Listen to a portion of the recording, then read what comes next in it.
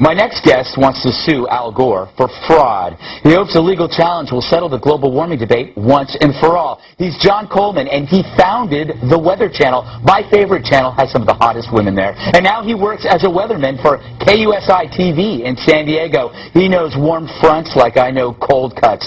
So, John, why do you want to sue Al Gore? Well, the deal is this, Greg. We have tried and tried and tried to get a debate on global warming with scientists on the other side. Al Gore or any of the scientists behind him over at the UN IPCC, we'd love to have a debate with them, but they say, oh no, the debate is over. Yeah. Well, now there are 30,000 of us.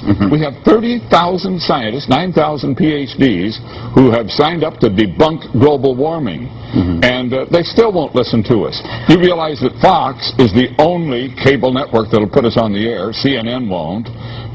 That other thing, MSNBC, it won't.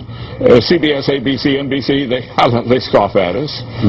We can't get on the air. If it weren't for the internet, you wouldn't even know I existed. Yeah, no, that's true. The whole deal is that somehow we have to be heard. So we figure maybe a court of law. Now, let me ask you, do you think, why hasn't Al responded to you? Is he scared, or is he just pretending you don't exist? Well, I think he regards us as just a little gnat. After all, he's a former vice president of the United States. He's got an Oscar. He's got a Grammy. He's got $100 million. He's got a Nobel Peace Prize. I'm going to scare him? I wish. Now, you say in a lot of your writing that global warming is a scam. Why do you think that?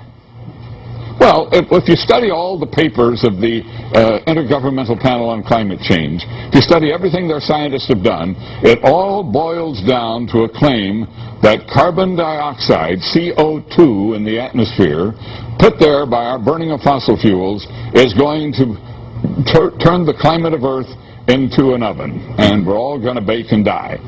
Well, that's sheer nonsense. We have been burning fossil fuels for 100 years. And what have we done so far?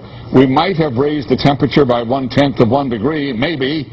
CO2 is a natural compound in the atmosphere. It's not a pollutant. No, plants have to have it. It's like water vapor. Every time I breathe out, I create it. It is no big deal, and it's certainly not going to end the world. No, if you believed what the global warming freaks are saying, it's something so evil, but it's no different than basic water vapor. I mean, it's just a substance that's out there. But I got to ask you, because there is so much science out there that's saying that this is purely hypothetical nonsense, why did it become such a widely held belief? Why is global warming so, I don't know, easily embraced by people in Hollywood, by people in the media? Well, it's the most amazing part of the story, really. How did it become such this huge accepted scam? I mean, it started off with some environmentalists and some one-world politicians at the UN who had World Earth Day in 1970. And out of that, they finally managed to create this IPCC, Intergovernmental Panel on Climate Change at the UN. They claimed, of course, that that was had something to do with science. All it was an environmental advocacy group. Then Al Gore learned a little bit about CO2 in college. One course, learned a little, and all of a sudden he became an expert. So he becomes vice president. The UN starts foisting this thing on us. And the media, which loves a crisis, loves to tell us that the world is coming to an end, the media jumped aboard. And once the media was aboard, so you got the UN, you got Al Gore, you got the media, what are the politicians going to do? They follow. What's interesting is almost with every issue, almost every issue, you're allowed some kind of debate or dissent. And this is worse, actually, worse than any kind of religion where you're not allowed to dissent. You can't say anything without being called an idiot or crazy.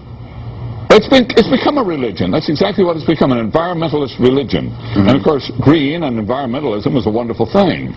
I'm an environmentalist, but wait a minute. You're not going to turn me into an extremist, and you're not going to get me to tell a lie to try to accomplish an environmental goal.